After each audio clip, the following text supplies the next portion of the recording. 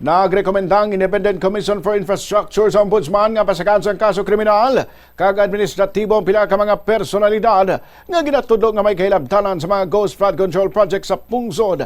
Ang mga ginhingadlan sa ICI amo sanday Senador Joel Villanueva, Senador Jingo Estrada, resigned ako Bicol Party List Representative Elizalde Zaldico, former DPWH Undersecretary Roberto Bernardo, Commissioner Audit Commissioner Mario Gonzales Lipana, kag former Congressman Mitsa Kahayunoy. Suno sa ICI may nadiskubre nga mga irregularidad kag posibilidad sa korupsyon sa pila ka proyekto sa flood control nga ginabayaran apang wala na patuman.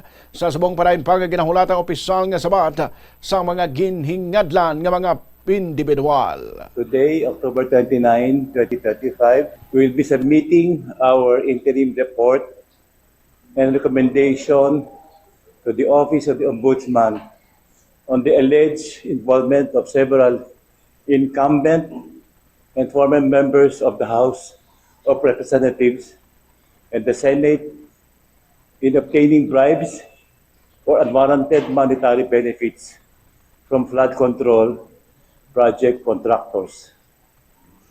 We recommended the filing of criminal and administrative charges against the following persons. 1. Former Undersecretary Roberto Bernardo.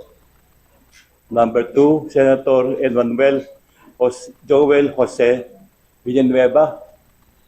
Number 3, Senator Jose Jingoy Estrada Ejercito Jr. Number 4, former Congressman Elizalde Zaldico. Number 5, COA Commissioner Mario Lipana.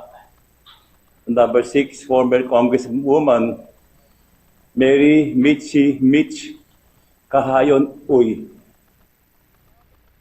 Nabarian CI Chairman Andres Reyes.